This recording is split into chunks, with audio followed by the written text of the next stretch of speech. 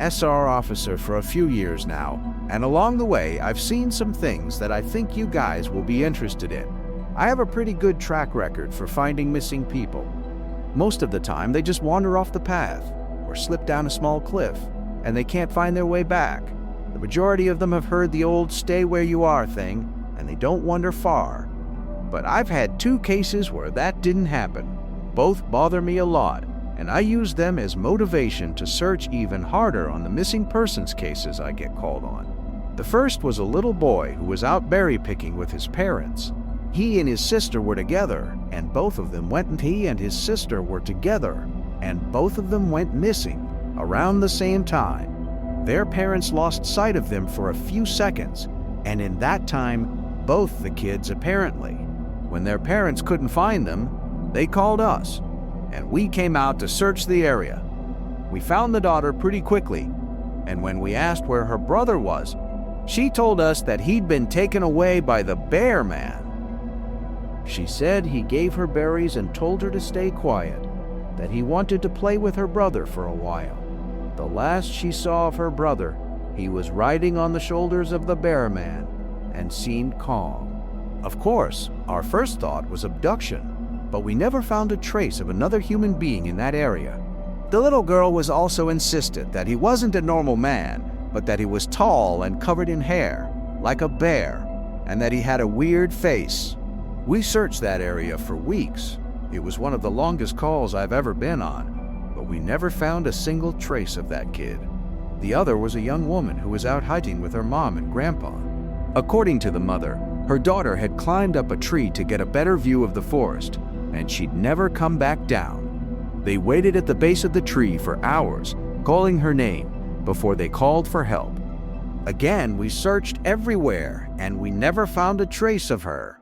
I have no idea where she could possibly have gone, because neither her mother or grandpa saw her come down. A few times I've been out on my own searching with a canine, and they've tried to lead me straight up cliffs. Not hills, not even rock faces. Straight, sheer cliffs with no possible handholds. It's always baffling, and in those cases we usually find the person on the other side of the cliff, or miles away from where the canine has led us. I'm sure there's an explanation, but it's sort of strange.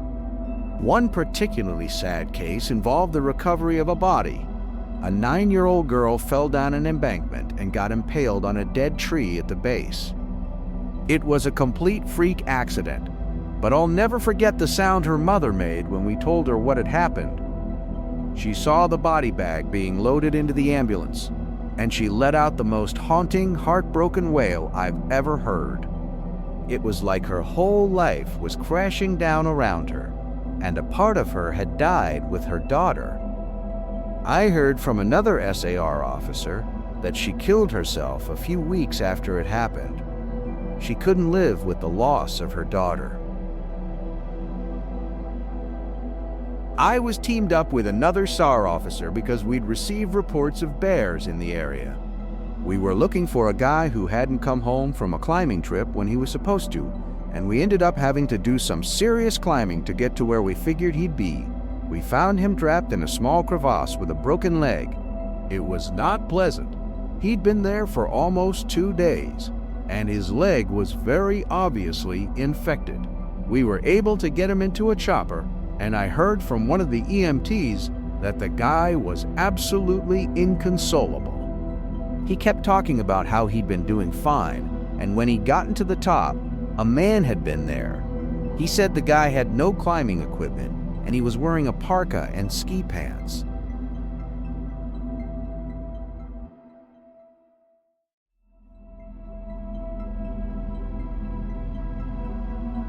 He walked up to the guy, and when the guy turned around, he said he had no face. It was just blank. He freaked out and ended up trying to get off the mountain too fast, which is why he'd fallen. He said he could hear the guy all night, climbing down the mountain and letting out these horrible muffled screams. That story bothered the hell out of me. I'm glad I wasn't there to hear it. One of the scariest things I've ever had happen to me involved the search for a young woman who'd gotten separated from her hiking group. We were out until late at night, because the dogs had picked up her scent. When we found her, she was curled up under a large rotted log. She was missing her shoes and pack, and she was clearly in shock. She didn't have any injuries, and we were able to get her to walk with us back to base ops. Along the way, she kept looking behind us and asking us why that big man with black eyes was following us. We couldn't see anyone, so we just wrote it off as some weird symptom of shock. But the closer we got to base, the more agitated this woman got. She kept asking me to tell him to stop making faces at her.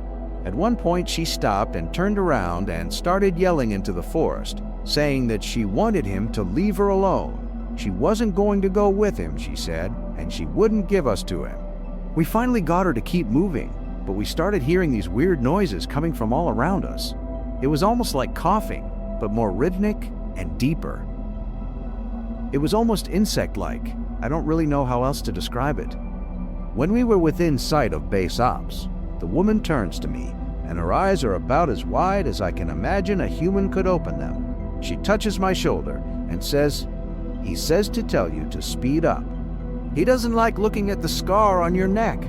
I have a very small scar on the base of my neck, but it's mostly hidden under my collar, and I have no idea how this woman saw it." Right after she says it, I hear that weird coughing right in my ear, and I just about jumped out of my skin. I hustled her to ops, trying not to show how freaked out I was, but I have to say, I was really happy when we left the area that night. This is the last one I'll tell, and it's probably the weirdest story I have. Now, I don't know if this is true in every SAR unit, but in mine, it's sort of an unspoken regular thing we run into. You can try asking about it with other SAR officers, but even if they know what you're talking about, they probably won't say anything about it. We've been told not to talk about it by our superiors, and at this point, we've all gotten so used to it that it doesn't even seem weird anymore. On just about every case where we're really far into the wilderness, I'm talking 30 or 40 miles, at some point we'll find a staircase in the middle of the woods. It's almost like if you took the stairs in your house, cut them out, and put them in the forest. I asked about it the first time I saw some, and the other officer just told me not to worry about it, that it was normal. Everyone I asked said the same thing. I wanted to go check them out, but I was told, very emphatically, that I should never go near any of them. I just sort of ignore them now when I run into them, because it happens so frequently.